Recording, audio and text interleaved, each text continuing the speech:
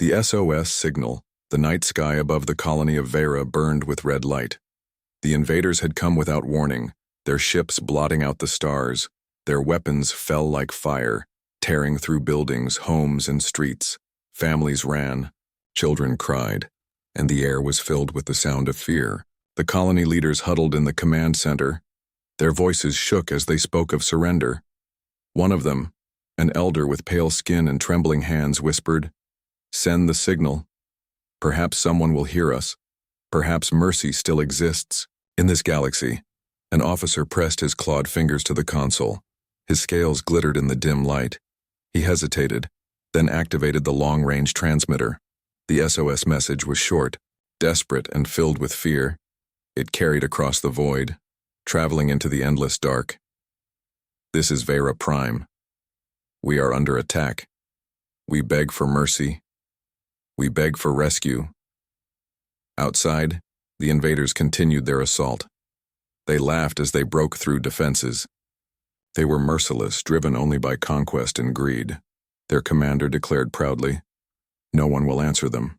No one dares. They are alone." The colonists heard these words and their hope began to die, but far away, across star systems, where no one expected kindness, the signal kept traveling. It slipped past dead stars, ancient ruins, and silent watchtowers. Finally, it reached a small relay station orbiting a cold world at the edge of human space. Inside the station, a young human technician was half asleep at his console. His uniform was wrinkled, his coffee long gone cold. Suddenly, alarms blinked red on the screen. He rubbed his eyes and leaned forward. "An SOS?" he muttered. His voice trembled as he read the message. The words begged for mercy, for help, for survival. The technician stared for a long moment. His heart pounded. He knew what world the signal came from. He knew what people had ignored Vera. In the past, the Galactic Council, the so-called Keepers of Peace. They had laughed at colonies like this before, dismissing them as unimportant, expendable. He swallowed hard and whispered to himself, "They don't want the Council. They'll get us instead." His fingers flew across the keys, transmitting the SOS deeper into human space. He didn't know what would happen next, but deep inside, he felt the air change. On Vera Prime, the colonists waited. The sky was falling, and the screams of their people echoed in the ruins. A mother held her child close, whispering comfort even as the roof shook above them. Soldiers with broken armor stood ready with useless rifles. Their leaders clung to the hope that someone, anyone, might hear them. The invaders grew bolder. Their ships hovered lower. Their commander walked through the flames with pride. "Mercy?" he sneered. "There will be no mercy." But in the dark void between stars, something stirred. A fleet began to move. Ancient engines roared back to life. Warships rose from their silent docks, their hulls scarred from countless battles, their banners marked with the symbol of Earth. On the command deck of the largest vessel, a human captain stood tall, his eyes fixed on the incoming message. He played it once, twice, listening to the words of fear. His jaw tightened. His voice was calm yet filled with iron. "Set a course," he ordered. "They asked for mercy, they will get us." The crew did not cheer, they did not smile. They simply obeyed, for they knew what their fleet was. They were Deathworlders, the children of a world too cruel for most life, a people shaped by storms, hunger, war, and survival. To the galaxy, they were monsters. To the desperate, they were salvation wrapped in fire. Back on Vera Prime, the colonists felt their signal drift into silence. No answer came. The invaders closed in. The children hid beneath shattered walls. The elders prayed. The soldiers whispered promises to die standing. All seemed lost. Then the sky trembled. A sound like thunder rolled across the clouds. The invaders looked up, their laughter fading. The colonists looked too, their eyes wide with disbelief. The stars were no longer empty. From the void, shadows emerged, vast ships darker than night, their outlines edged with burning light. One by one, they appeared until the sky itself seemed to bow under their weight. The invaders froze. The colonists fell silent. The fleet of Deathworlders had answered, and they had not come for mercy. Whispers of Deathworld, in the high halls of the Galactic Council, the SOS from Vera Prime reached their polished chambers. The message echoed through translation nodes, desperate voices crying for mercy. The counselors listened, but their faces carried no urgency. Some laughed softly, others waved, their hands as if brushing away dust. To them, Vera was just another frontier colony, far from power, far from wealth. A silver-skinned delegate leaned back in his seat. "Why should we send fleets to save them?" he asked. His tone was smooth but cold. "Their world offers us nothing. No resources, no trade routes, no influence. We would waste our ships for what? For mercy?" Another delegate chuckled, his voice sharp. "Perhaps the humans will go," he mocked. "They always love to play the role of saviors. They forget their place in this galaxy." The chamber stirred with unease at the word humans. Every council member knew the stories, whispered like ghost tales in the dark, tales of Earth, a planet known as a death world, where even the plants fought for survival, a place where storms crushed mountains, where predators stalked without mercy. The beings who lived there, humans, were said to be shaped by that cruelty, forged into something the galaxy both feared and mocked.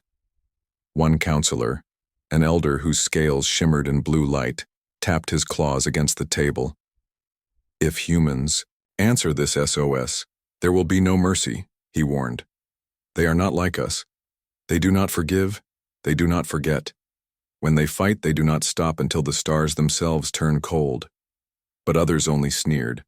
They remembered old wars where humans had been underestimated, yet arrogance clouded their memory. "The humans are fractured," one said. "Their fleets are scattered.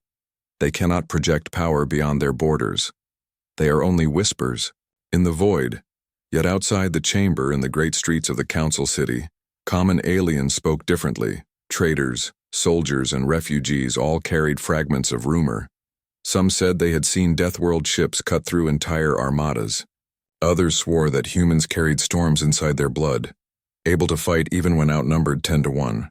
In smoky taverns and shadowy docks, whispers grew louder. "The Deathworlders do not answer for gold or treaties," one old smuggler said, his eyes scarred and voice low. "They answer because someone begged. They answer because no one else dares. And when they come, stars burn." On Vera Prime, the colonists knew nothing of these debates or whispers. They only knew the sky had changed. Their people huddled in ruins, staring upward where the first shadows of a new fleet began to appear. The invaders, who had mocked their cries for mercy, grew uneasy. They remembered old stories too. One invader captain gripped his blade tight.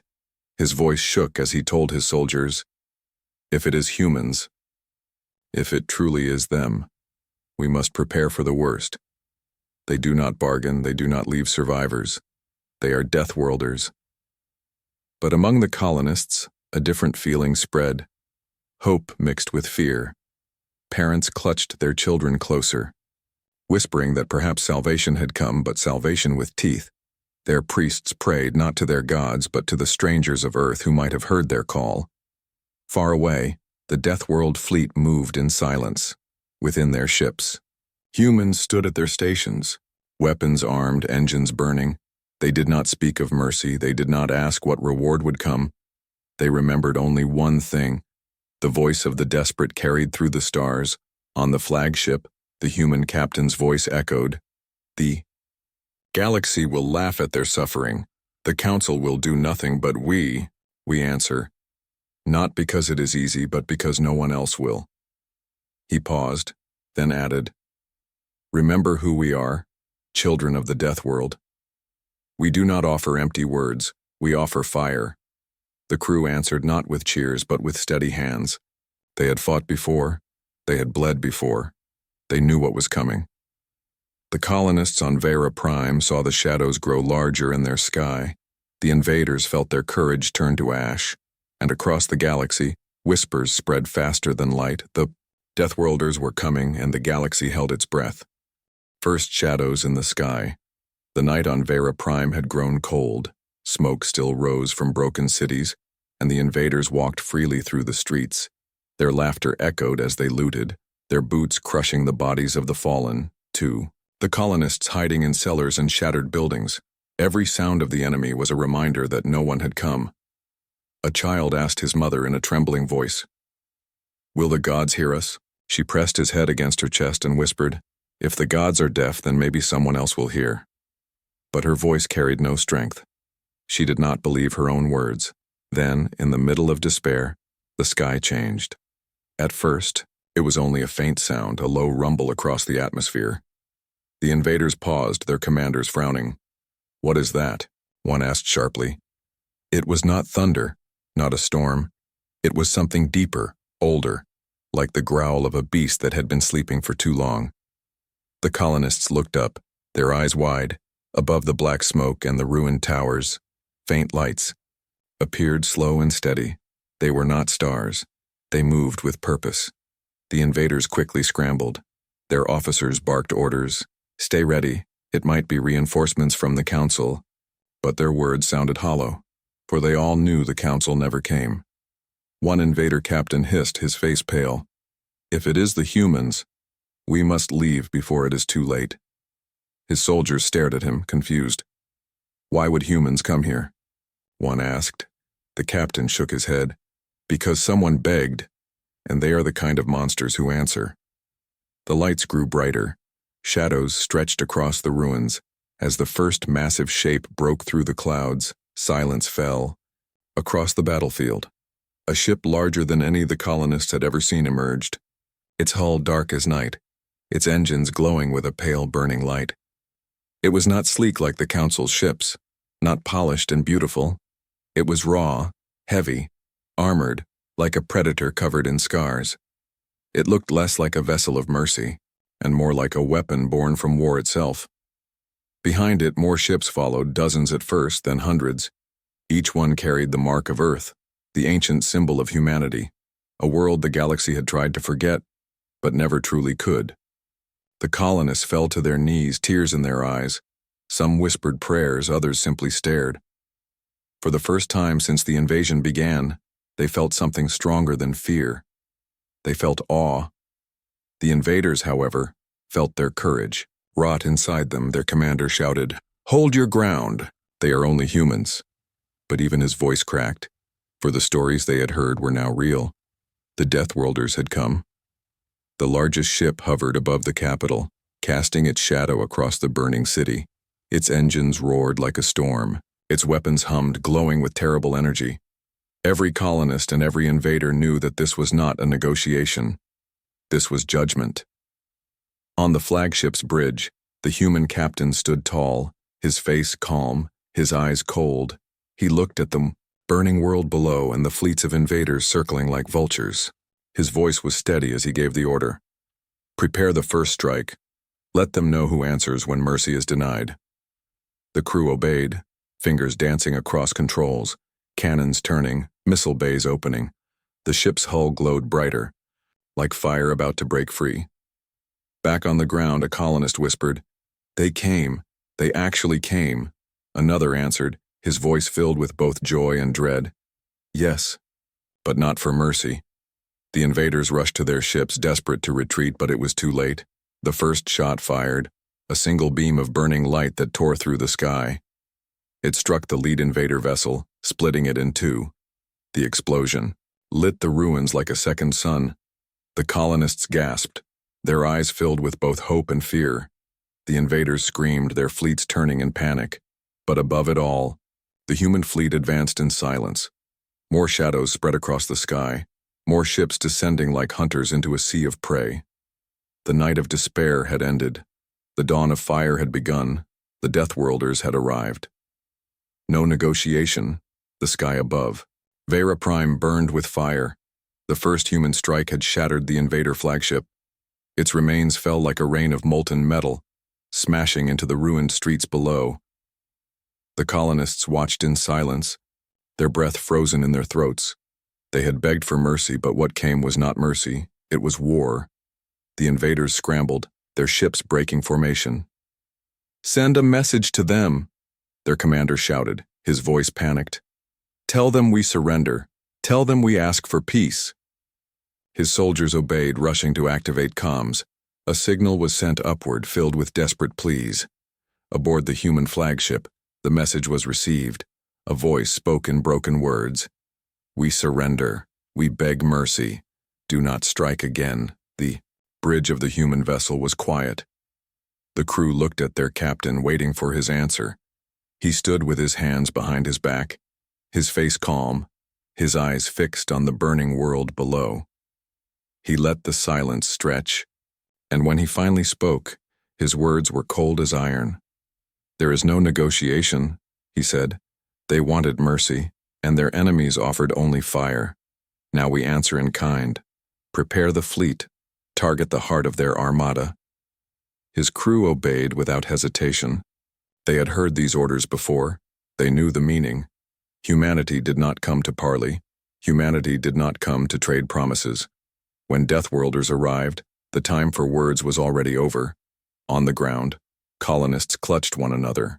As the human fleet shifted, their massive ships moved like predators circling prey. Engines roared, weapons glowed. A mother whispered to her child, "Don't look. It will be too much." But the child stared upward, eyes wide, whispering, "They are not like us. They are something else." The invaders tried again, sending messages on every frequency. "We yield. We will leave. Spare us." Their commander's voice cracked with terror, yet the human fleet gave no reply. The only answer came when the next volley was fired.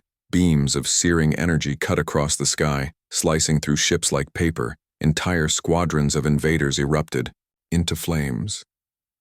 The air shook with explosions. The colonists could feel the ground tremble beneath them. Some cried in fear, others cried in relief. Within the council halls far away, live transmissions of the battle reached them. Delegates stared with horror as the Deathworlders dismantled the invader fleet piece by piece. One whispered, "They don't talk. They don't bargain. They don't stop." Another muttered, "This is why we never wanted them loose in our affairs." But for the colonists of Vera Prime, those thoughts did not matter. They had begged for mercy, and mercy had come dressed in fire and steel. On the flagship, the captain stood tall, watching as enemy vessels fell like broken stars. His second officer asked quietly, "Should we accept their surrender, sir?" The captain's eyes narrowed. "Did they show mercy when children cried?" he asked. "Did they stop when the weak begged for peace? No. Then neither shall we." The order spread, and the human fleet advanced closer. Missile bays opened. Torpedoes streaked through the void. One after another, invader ships burst apart, their wreckage raining down into the burning cities. The colonists fell to their knees, their voices trembling in prayer. They prayed not to their gods, but to the humans, for the humans had come, not to forgive, but to save. The invader commander watched his fleet burn. His voice broke as he shouted, "It's over. We are finished. They will kill us all." His soldiers abandoned their posts, some fleeing, some dropping their weapons, but it was too late. Above the chaos, the fleet of Deathworlders moved with perfect discipline. Their silence was more terrifying than any threat. They gave no speeches, no warnings, only the relentless voice of war. On the ground, a soldier of Vera whispered to his comrades, "This is not rescue. This is punishment.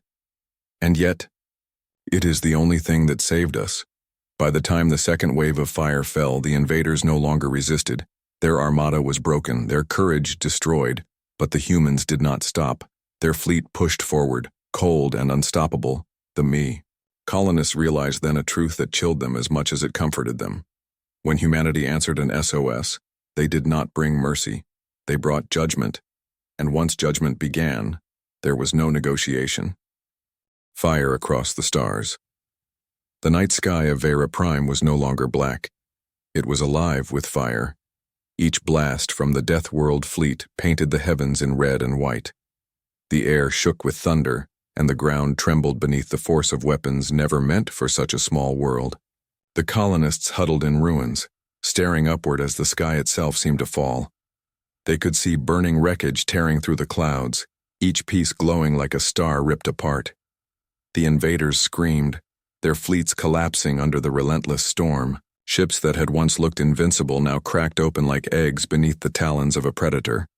One colonist soldier, battered and bleeding, whispered to his companion, "Do you see it? They fight like the old legends, like gods of war." His companion only nodded, unable to speak. The sight above them was both terrifying and beautiful. On the flagship, the human captain stood calm as the storm raged. His eyes followed every impact, every fire that bloomed across the void. His voice was steady as he gave his orders. "Press forward, do not let them escape. Let the galaxy see what happens when mercy is denied." The crew obeyed with silent precision. Each ship moved like part of one body, weaving between wreckage, striking with perfect timing. Humanity's fleet had been forged in wars that most of the galaxy never dared to fight. And now, all of that fury was unleashed. The invader commander clutched the railing of his burning ship, his face pale, his voice broken. "We cannot win. They do not fight like others. They do not hesitate. They do not fear." His officers tried to flee, but the human fleet was everywhere. Every escape path closed by steel and fire. Missiles streaked across the void, ripping through invader cruisers. Their explosions lit up the world below. The colonists watched in awe, their fear shifting into something new: pride. For the first time, they felt proud to know that the monsters of the Deathworld had chosen to fight for them. But awe came with dread, too. As another invader vessel fell in flames, a mother whispered to her child, "Do not forget what you see tonight. This is mercy as they understand it." In the council halls, the delegates stared in silence as the battle unfolded on their screens. The fire of Earth's fleet lit their chambers in ghostly red light. One delegate shook his head, whispering, "They fight like the void itself answers to them." Another muttered, "And this is why we feared the Deathworlders. They do not bring balance. They bring storms." Back above Vera Prime, the last pockets of invader resistance shattered. Entire squadrons fled, abandoning their commander. His voice cracked over the comms. "Stay! Fight! If you run, they will hunt you anyway." But his words carried no weight, for the truth was clear: the battle was lost. The human captain gave a final order: "Drive them into the void. Leave nothing that threatens this world. Let the survivors carry our message." The fleet obeyed, cutting through the last ships. Those who tried to escape were pursued. Those who begged for surrender were met with silence. The Deathworlders did not come to bargain. They came to end. From the ground, the colonists saw the last invader ship split apart. A cheer rose among them, weak at first, then louder. Their cries echoed through the broken streets, not of victory they had earned, but of survival they had been given. Yet as the cheer spread, so too did silence. For every colonist knew the truth. They had been saved. But not by saints, they had been saved by the monsters of the Deathworld. One old priest looked at the burning sky and whispered, "The galaxy will remember this night, not for our suffering, not for their cruelty, but for the fire that humans brought. A fire that burns across the stars." Above them, the human fleet turned slowly, engines blazing like suns. They did not answer the cries of the saved. They did not linger for thanks. Their silence was louder than thunder, for in the silence, a truth settled like ash on every heart. The Deathworlders had answered the call, and the stars themselves trembled at their fire. Mercy or warning, when the last enemy ship fell in flames, silence rolled over Vera Prime. The smoke still hung heavy in the sky. Glowing faintly with the fire of wreckage, the colonists stepped out from the ruins slowly, their bodies trembling, their eyes wide. They had been saved, but the air still carried the sharp taste of fear. Children pointed at the massive human ships that hovered above like mountains of iron. Parents pulled them close, whispering, "Do not draw their eyes, watch, but do not call out. They are not here for celebration." On the flagship, the human captain watched the burning world below. His crew waited, their hands steady at their stations. A young officer asked in a low voice, "Sir, what now?" "The invaders are gone. The colony is safe." The captain's gaze did not soften. His reply was calm. "Safe, yes, but not unscarred. They must understand, all of them, what our answer truly means. A transmission was sent to the surface. The colonists gathered in the ruins of their central plaza. A shimmering projection appeared above them, a tall human officer with a face carved from stone. His voice echoed through the broken streets. "You begged for mercy," he said. "You asked for rescue, we have given it. But understand this. Mercy is not free. Mercy does not mean weakness. Remember this night when you speak of Deathworlders." The colonists fell to their knees. Some wept, others bowed their heads. They had prayed for saviors, and what they found instead was something far more frightening. Yet deep in their hearts, gratitude burned alongside fear. An elder of Vera dared to step forward, his voice shaking as he spoke to the projection. "You saved us when no one else would. We owe you our lives. What do you ask in return?" The human officer's eyes narrowed. "We ask nothing. We demand nothing. But we give you this warning. Remember how close you came to being erased? Remember who answered when the galaxy turned its back? If the invaders return, if anyone dares to break you again, you will call. And if we answer, know this: our hand will not be gentler than tonight." The words hung heavy in the air. The colonists shivered, for they could feel the truth in them. Humanity had not come for reward, not for wealth, not for treaties. They had come because someone cried, and in answering, they brought fire instead of comfort. Back in the council halls, the delegates sat in silence as the report ended. The chamber was heavy with fear.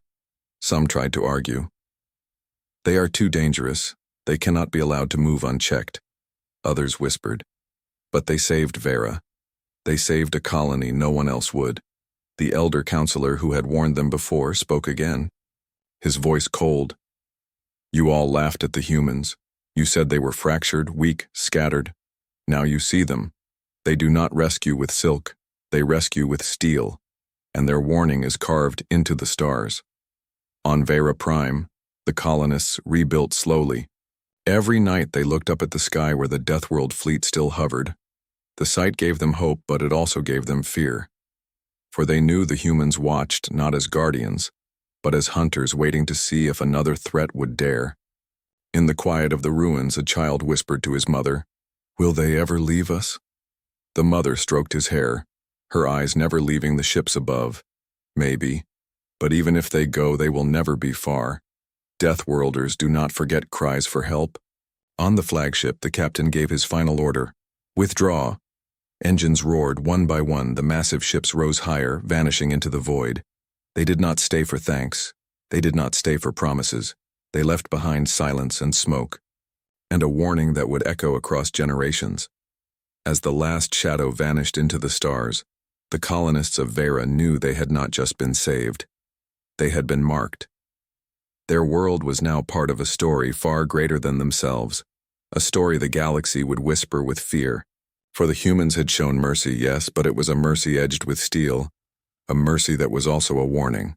The galaxy trembles. The fires of Vera Prime still smoldered long after the Deathworld fleet had vanished into the black. The colonists rebuilt in silence, every stone lifted with the memory of the night when the sky had turned to war. They spoke, softly of the humans, never with laughter, never with arrogance, always with the weight of awe. But far beyond their ruined world, the echoes of that night carried across the galaxy. Whispers spread faster than light. In the markets of trade worlds, smugglers told tales of Vera's salvation. In the halls of the council, officials replayed battle recordings in cold silence.